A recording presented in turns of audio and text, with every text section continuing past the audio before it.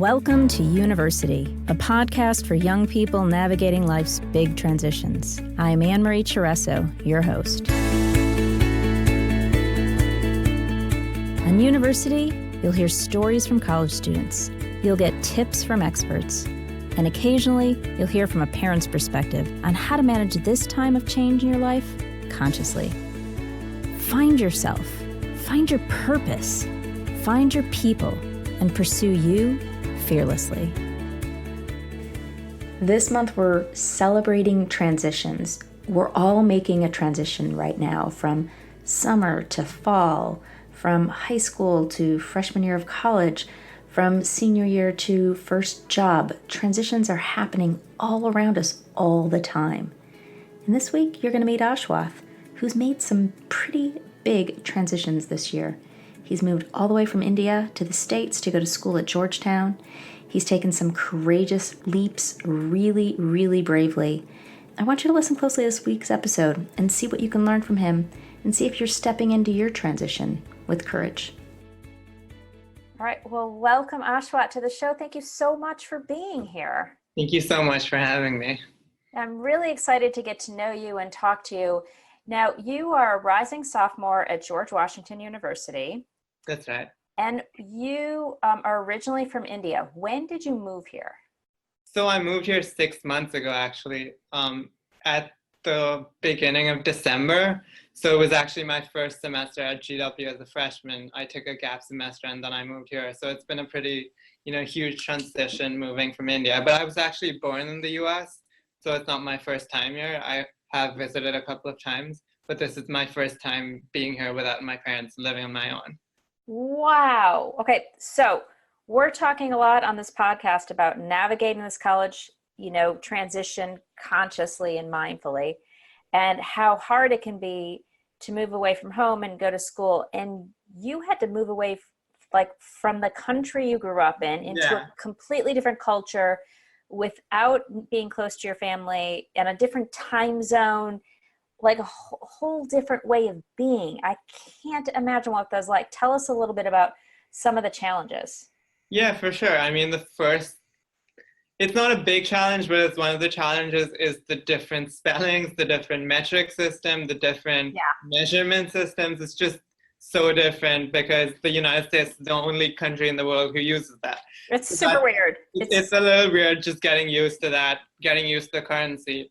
And, it's all these small things that build up. For example, if you take the dollar and the rupee conversion, it's a lot of difference. So whenever I was spending money, I would be like, wow, I'm spending so much. But it was actually that conversion that it gets time to get used to. It was also the accents. It was also meeting so many people. And I think if I had any advice for that, I would be give yourself time, because I gave myself enough time to get to stuff. I knew that, I don't have to have 10 friends in the first week. I can have one friend and that's still okay. I can have no friends and still it's okay. I just gave myself enough time to go out and approach people to, start working or to do stuff. Just give yourself enough time and don't push yourself into something. I think that's one important thing I found out.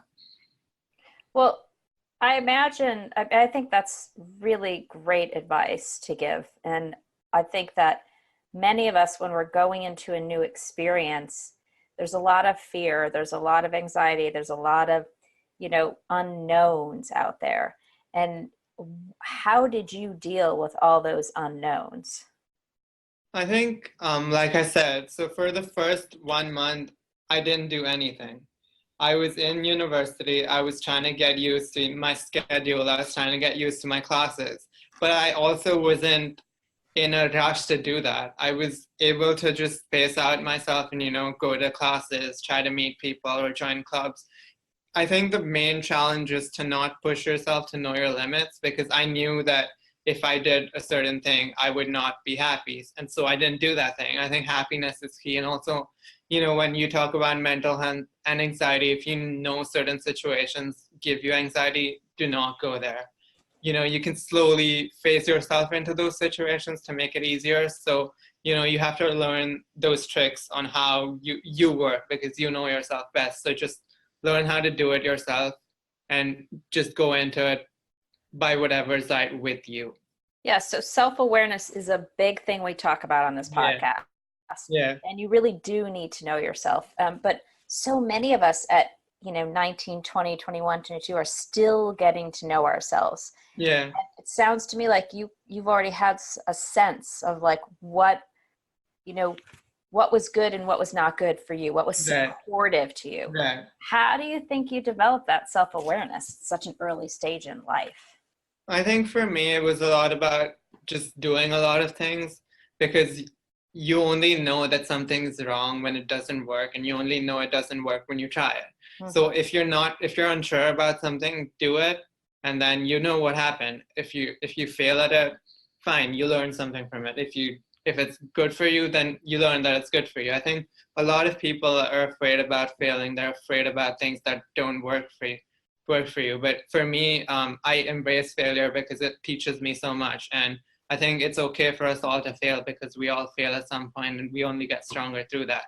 So I think it's important for people my age to just try different things without the fear of failure, to try things, to embrace failure, and just, once they fail, they learn more after that and they overcome that. And now they know it doesn't work. So, Yeah, not to let failure define you, right? Failure yeah, is actually like welcome failure. How fun would exactly. that be? Yeah, Yeah, yeah. because from failure, I get to learn. Yeah, exactly. For sure. For sure.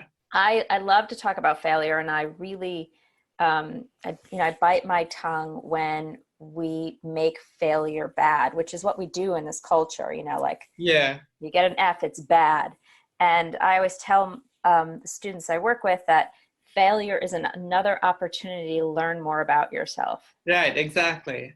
So Exactly. I And we live in a social media culture where you only hear about the good things that other people are doing. You don't hear about their failures. And so you think they're all doing those good things, but I'm not doing that many good things. That means they're doing better than me.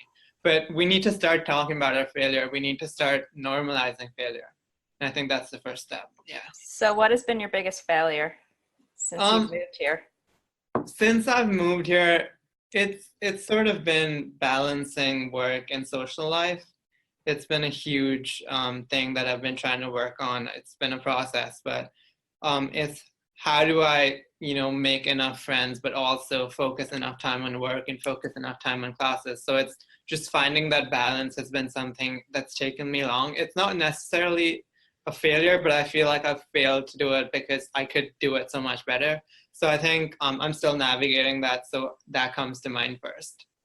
Yeah, it's fascinating. I started this podcast almost a year ago, and pretty much every single student I talk with talks about this idea of balance and Yeah. how challenging it is to find balance. And Yeah. one of the things I want to say to you all is I'm, nearly 50 years old in 2 months, and I still don't have it. Like, balance is tricky. And I think it's particularly challenging for you guys when you're on, like a fascinating college campus with one opportunity after another, thousands of people to meet, like a plethora of courses to take and clubs to join. Like, it's it's so tempting to want to do it all. Right. Yeah. Yeah. And that's something I'm struggling with in a huge way. I mean, how do I navigate through having so many opportunities, but having only the time to do a certain number? And that's okay for me because I try to get as much as possible. And then if that doesn't work out, I move on to the other one. So again, even with the balance, I think it's finding out the balance that works for you. If you love hanging out with your friends and working for a certain amount of time a week, do that. If you love working and you're not that much of a social person, do that. Whatever works for you, do that. And that's what I'm trying to do right now. Yeah, and that's trial and error. Yes, exactly. You never know unless you try. You don't know until you try. So, why did you decide to move all the way, to George Washington University? What inspired you to do that? I think so. I've always wanted to be a journalist, and one of the huge things about DC and GW was a lot of journalism opportunities and a lot of business opportunities, which I was interested in, which was a huge factor for me because it was, going and meeting that network. It was how do I get to my goal and GW in DC was, a stepping stone for that. And my parents studied here, and it's always been like a thing that I have to go to the US and study, and I kind of just built that into how I studied and how I, gave my SATs or like, studied in high school. So that played So a you knew, you always knew you were going to come to school in the yes, US. yes, That was yeah. a goal of yours. Yeah, yeah. Wow, that's exciting. Now, was George Washington your dream school? No, it wasn't. Again, a story of failure. So I really wanted to go to one of the Ivy League schools because I thought it would be like a really good fit for me. I thought I would get the best education, also meet a lot of people. I applied to GW as one of my second or third choices, and then I got into GW. I didn't get into any of the IVs. I got rejected on one day from all of them, and I was pretty disappointed. Wow. It was IV day, I think 28th March, but I was pretty disappointed. But then that's when I actually started looking at GW a little more, and I found out that it had a lot of advantages that other schools didn't, mainly being the city campus, and I'm really happy now at GW. So I appreciate you sharing that story because so many students that have this dream of going to particularly Ivy League schools, right? So many people want to go to the Ivy Leagues, and there's yeah, so few Ivy League schools and so many applicants. yeah. How did you deal with the rejection? I was really Like, let's get disappointed. real. Let's get Yeah, real. yeah. I was really disappointed at first, but then I was like, you know what? I should be there. And I started emailing them. So it was Stanford. I emailed Stanford. I sent Stanford this email saying, I'm going to email you 12 times over the next 12 days about why you should take me. And they literally replied to me saying, you should focus your time on other things. And I kind of took that to heart and I started focusing. And that's one of the reasons I took a gap semester, was maybe I thought I should, take some time off work, do stuff that makes me happy and then reapply. But then I took some time off, did stuff that made me happy, worked a little bit. And I was like, you know what, GW is a really good school that I want to go to because I want to be in DC, and it's got a good political science and journalism program. So here I am now. Wow. So what did you do during your gap semester? So I was working as a digital media executive at this media firm back home. So I do a lot of social media marketing, and I do a lot of client relationship building for their clients. So that it was called Katana Media Works. So I was working there. In India or in the Yeah, States? in India. And how did you get that opportunity? So I interned there a year ago, and then so the company was a classmate's brothers, and they were at my graduation, and they saw on our presentation that I was taking a gap year, and they were like, "Why don't you come work for us?" And that's how it happened. Isn't that amazing? I interviewed a girl recently, and we talked about internships and finding jobs, and we really talked about the importance of networking Yes. and Yeah. knowing people. Yeah, for sure. I mean, I never knew that that was going to happen. It happened like a day before my gap semester started, so I was pretty, unsure of what I was going to do. I didn't need to know what I wanted to do, but I was still, going to figure it out along the way. And then this opportunity just came, and I was like, why not? So, and it was a really good one. I learned a lot. So, What are some of the most important things you learned in your internship? I think it was a lot about how to have a job, because that was my first job. And I think it's important, to learn how to work with people, to learn how to work with clients, importantly, because it's not about talking to clients in a certain way, but doing certain things that make your client happy.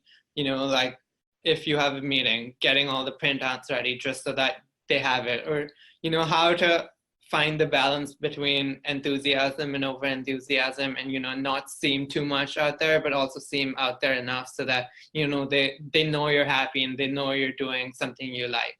So I think that's the key thing I learned there.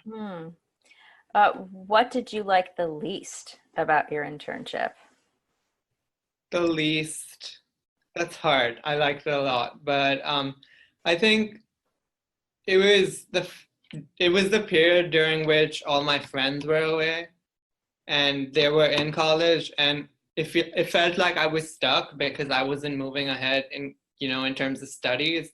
And it was just hard navigating the fact that they were in college, they were making their own friends, and I was at work and I was working, but I wasn't really progressing in terms of education. But once I started thinking about it, it was a process over like a few months, but I actually realized that it wasn't as though I was behind them. It was just we were on separate paths and we had to figure out our own thing along those ways. So, Yeah, you're pointing at something that I like to talk about called mindset. And this belief that you had, with so many students who take gap years or gap semesters or take a break or choose not to go to traditional college, whatever their path is, the stories that they make up in their head about where they are yeah, relative to their contemporaries, right? yeah, And like you said, you came to the realization that, I'm not at all behind anyone. I am just on a different path. yeah, And so yeah. I'd really like to honor this awareness around we Mm. all have our own path. And Yeah, exactly. I think it's important that you stop comparing yourself with other people and start comparing yourself with yourself. I mean, if you were if you've evolved in the last year, that's really good, instead of if you've evolved comparing to people your own age. So I think it's important that you know who you are and you acknowledge that you're on a certain path and you do stuff to go down that instead of looking at other people on their own paths. Yeah. yeah, I mean, if a strawberry looked at an apple in the garden and said, I should grow like you, we'd have big problems in Yeah, nature, exactly. right? Exactly. Yeah. Yeah, so again, this points to self-awareness, this idea of knowing yourself well enough to know, am I evolving? Am I growing? Am I moving in the direction that feels right and friendly to me and my Yeah. experience? Yeah. Yeah, I Yeah. love that. I think that's fantastic. Thank you. So now you show up in the world as a real leader, as a real go-getter. Like you're really going out and using your life experience to um, demonstrate what leadership looks like. You run a page called Seniors of DC where you share stories of seniors across DC. Um, Tell me more about that and how you were called to do that project. So there's a bunch of projects I'm doing right now, and the Seniors of DC is one of them for a company called Viva Vida.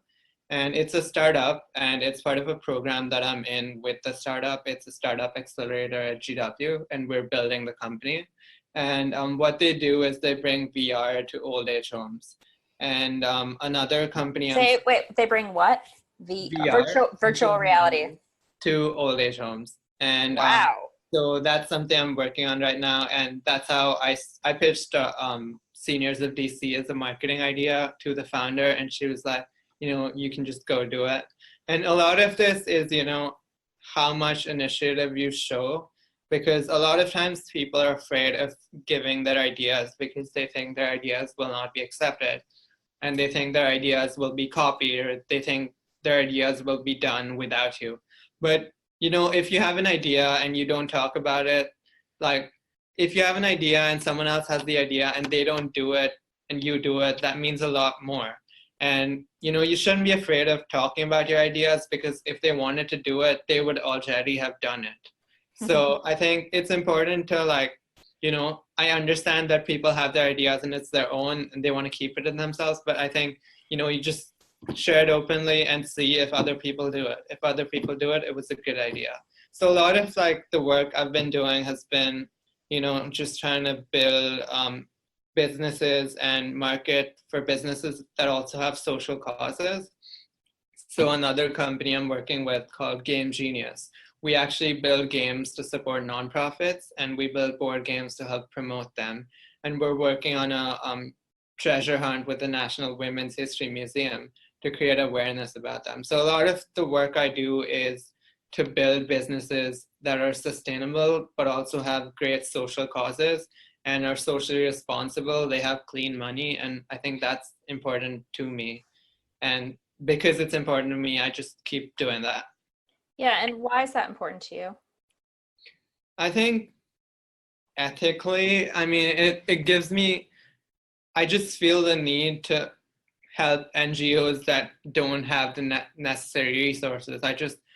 It's just some innate feeling in me that has me wanting to do that. I can't imagine not being able to help someone who, needs help. It just frustrates me that there's so many problems in the world that I can't do enough to help. So I just choose to pick the problems I can do something and just work on them instead of, getting frustrated and not doing anything.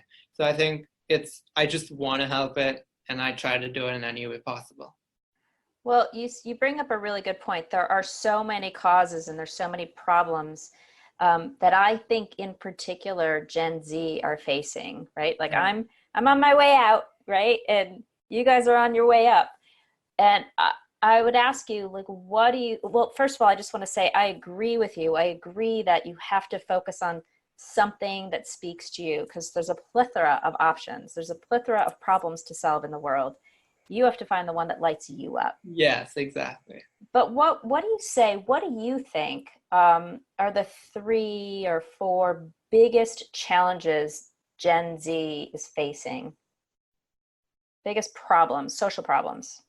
Yeah, it'd be hard to pinpoint 4. I was actually working on an article and I came up with a list of 15. But so I mean, there's definitely more than 4. A few that come to mind, I mean, mainly sustainability and global warming. That's, I think, one that we as Gen Z focus a lot on, because a lot of the world and its problems with sustainability are going to come into effect in the next 10 or 15 years, which is going to be a major part of our lives. And we want to make sure that we survive that, and we want to make sure that the next generation survives that. So that's a huge problem for us. Mm-hmm. The other one is, at least particular to the United States, is gun violence. And I say this because it's an issue close to my heart, but I work for March for Our Lives, GW, and I handle their communications, and just disappointing to see the amount of inaction that is done on the number of gun shootings that are in the United States every single day. And so I think that's something that's really close to my generation, because you see a lot of students talking about this, protesting this. So I think that's another issue. Another issue is gender and LGBTQ plus identity, and just identity issues in general. I think Gen Z as a generation is trying to find their identity, and it's really important for them to be able to, say who they are and voice themselves. So I think gender plays a huge role into this, just breaking away from the non-binary, just identifying to love whoever you love. So I think that's another huge issue that I think we care about. Yeah, those are all like top of the list. I agree with them. And, obviously climate, a big one, because gun violence and gender issues don't matter if there's not a world for us to live in. Exactly. So, yeah. There's a lot of attention going there right now, which I'm very excited to hear all the energy in your generation going towards impacting climate change. Yeah, for sure. Now, you talked earlier about, some fears of ideas you had when you were interning, and you had this idea, but you had a little bit of fear about presenting your idea.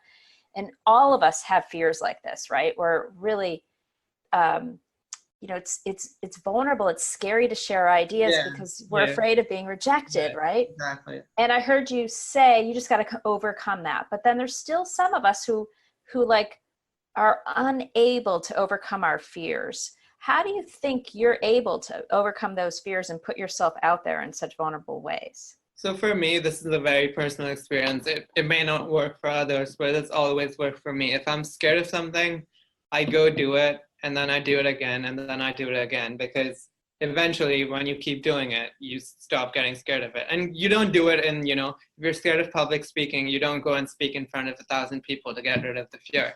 You go speak in front of 30 people, you go speak in front of 40 people, and then you slowly progress, towards a space where you can speak in front of more people. And that's how I did it. I was scared of public speaking, and I put myself in situations where I had to speak, and then eventually I'm okay with it. And the same thing about ideas. I think with ideas, if you get rejected enough, in after a point, you don't fear rejection, which is, I feel, a really good space to go into, because if you don't fear rejection, you don't fear presenting your ideas. So I think the trick with this is to believe in yourself, but also to just do it with no expectation. So if you give an idea with no expectation, you're not scared of what will come out of it. You just present it, you see what happens. If it's bad, oh no, you tried. If it's good, you tried and you got something. So I feel like giving without expectation is huge for me. Just, give people stuff, give people ideas. Don't expect them to reciprocate. Don't expect them to give you a medal. Don't expect them to pay you. Don't expect them to give you stuff. Just, keep doing it, and eventually you'll see it build up and come back to you. Beautiful. I love that. Challenge yourself, like step into your fears. Yeah, for sure. Now, one of the things I know, as I said earlier, is that Gen Z is really facing so many challenges that the world has left for them, these problems to solve. What do you think are the 3 most important qualities of a good leader? I think the first one, and this is not in any specific order, but one of them is passion. You have to believe in what you're doing to actually do it. And I feel like this is something that is huge with Gen Z, because if you look at a lot of people, they're in fields they want to do. They're studying things they want to study. And so this becomes really important, because if you love what you're doing, you're going to do it even better, and you're going to be happy doing it. So it's a win-win. You get to solve the issue, but also be happy doing it. So, everyone wins. So passion is a huge thing I believe in. You should be doing things that make you happy. The second is hard work. And it's cliche, but like, you need to work hard to do something. And, if you want to solve an issue, you need to understand how much effort you put into it, and you need to see whether you're willing to put the effort in or not. If you want to solve a particular issue, you have to work 10 or 12 hours a day, probably, just trying to get to a position where you're good at it. And I think that's important for our generation, is to just do that. And the third thing, I think, is patience, because it's hard to be patient. I face that every day. When you do something, you expect results immediately, but that's not what happens. You sometimes have to wait years for stuff to happen. And with Gen Z, we need, I feel like, at least I need validation immediately. I need results immediately. So it's hard for me to, sit down and say, you know what, I still have 60 more years left. There's so much time. And I think patience is important for us, because we need to believe that we have more time to do things, and then, plan it in a way in which it's not rushed, and, we're not doing stuff in a hurry. It's so hard to be patient. Yeah. And to, build your patient muscles.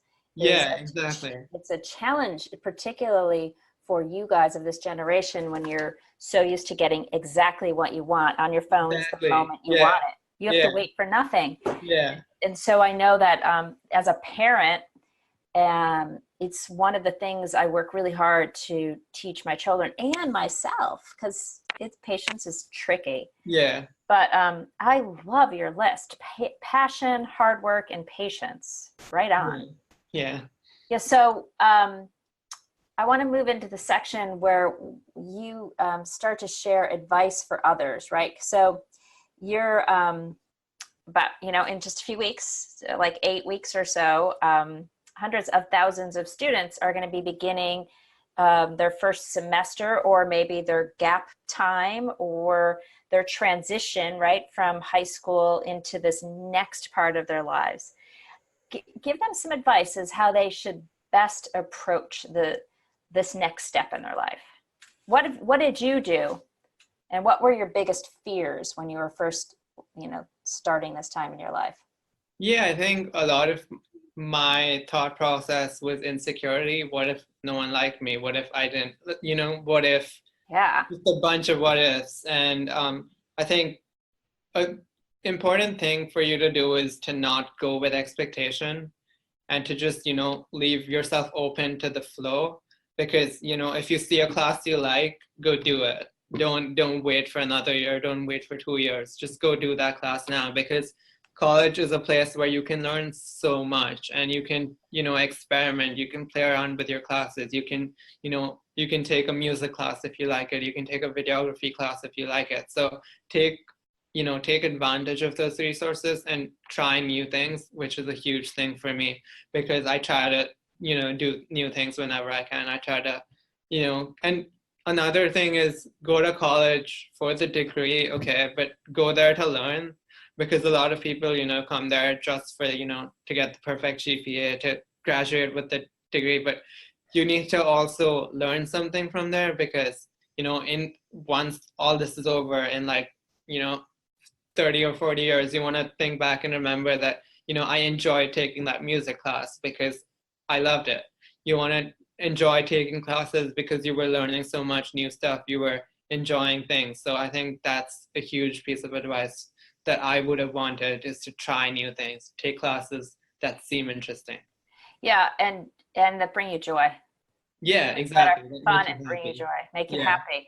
I heard you say that earlier. You said when you took your gap semester, you just took time off to do things that made you happy. Yeah, for sure. Yeah, the original. So I was running this art organization called Writers Haven, and we organized spaces for poets and people to share their words and their stories and their poems. So a lot of my gap semester was just time so that I could go explore this, go listen to more stories, go organize more events, so that I could hear and meet these people. So, if you know that you like doing something, don't get rid of it yet. Just, do it for how long. It'll end on its own. You'll know when it's over. You'll know when you want to move on. How do you know? Don't force it. How do you know? It's just a feeling, because when I was, halfway through my gap semester, I was like, I've listened to so many people, I've listened to so many stories, I've listened to, I've taken in so much art, and there's another way for me to do that, and that's in college. I want to go learn, how to be a journalist. I want to go learn, international relations topics. I want to go study. And I just knew that I wanted to go study. And I didn't, say to myself, oh, you signed up for a gap, you should complete it. I said to myself, I've done this, and it's been a good few months, and I want to go to college now. In a lot of cases, this is hard for people to do. I had the privilege of being able to do that. So if it does not work for you in your situation, I would not recommend it. But if you can, I would recommend trying to do the things that make you happy, but also focusing on making your decisions by what you feel about them and what you think about them, rather than external pressure. Yeah. Do you, you've talked a number of times so far about this external pressure, which so many of us feel so much of the time. And I'm hearing you say you're really aware of keeping your boundaries around the external noise and your internal voice. Yeah. How do you do that?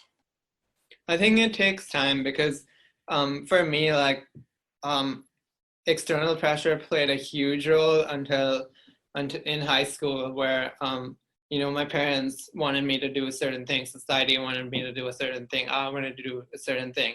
And I think it's navigating through understanding why they want you to do certain things, because my parents thought that I liked something, and they didn't know what I liked. So, once I had that conversation about, I want to do political science and journalism because I love it. And once they started seeing that I was able to put the work in to do that, they were supportive. So it's understanding why these external pressures exist and addressing the cause, because in the end, my parents want what is best for me. And, they thought a certain thing was best for me, but I thought a certain thing was. So just aligning that. And also, you just gotta know that external pressures exist, because a lot of times people make decisions and think that they're making the decisions, but it's actually an external pressure making the decision for them, and they don't realize that. So differentiating is important. Being aware is important. Yeah, I think that's a really great place for us to close up, is like this idea of being aware of yourself is so important. Yeah. And knowing those external pressures are going to come, they're going to come. And you have to remember listen. One of the things I appreciated about what you said a minute ago was you really listened on your gap time to what others said, but you kept checking in with yourself to see if it was right for you. And, for sure. I mean, being aware only comes when you can listen to the people around you. And I don't mean here, I mean, listen, you take it and think about it and see whether it's right for you. You don't dismiss it. So yeah, for sure. You try it on. I always talk with students about you, like, try it on, like you're trying on a pair of shoes. Yeah, exactly. That's see a great if it fits. Yeah. It might be comfortable. It might be uncomfortable. You might even walk around in it for a while, but you decide if that shoe fits. Nobody else can know that for you. Exactly. Yeah. And I really appreciate you sharing about this idea of you and your parents wanting you to do one thing and you wanting to do something else, because I think that's something so many students face. Yeah, for sure. Our parents have a vision for us. Yeah, parents have a vision for us, and it's not wrong for them to do that. I think it's important to understand where they come from rather than just dismissing them as they wanting to do something and you wanting to. I mean, you need to understand why and then address it. You need to understand that they want something for you and then show them why you want something else. So I think that's important to do. Yeah, thank you. Fantastic talking to you, Ashwath. So great. Thank you. I really appreciate your time, and I look forward to catching up with you hopefully in a year or so and seeing what you're up to and what you're creating. For sure. Yes. It's been so great learning more about you. Yeah, it was great talking to you. So many good nuggets from Ashwath on this week's episode. I really appreciated his pointing to this idea that we are so impatient. Where are you impatient? Are you wanting things to happen so quickly? I also loved how he talked about fear and not being afraid to try, and about giving yourself time. Don't push yourself. Know your limits. Know yourself. He's really practicing building his awareness muscle so that he is in tune with him and he can create success for himself on his own time and in his own way. Hope you enjoyed this episode. I hope you're enjoying your transition, and see if you can do one thing with a little bit of courage this week. Thanks for listening to University. If you liked what you heard, I'd be absolutely thrilled for you to share with a friend, and equally grateful for you to pop over and rate and review on iTunes. It really helps. You can find more information and stay in touch over at university.u on Instagram or at University on Facebook. I'll look forward to seeing you there. For more information, email me at annemarie.university@gmail.com or click the link in the show notes below.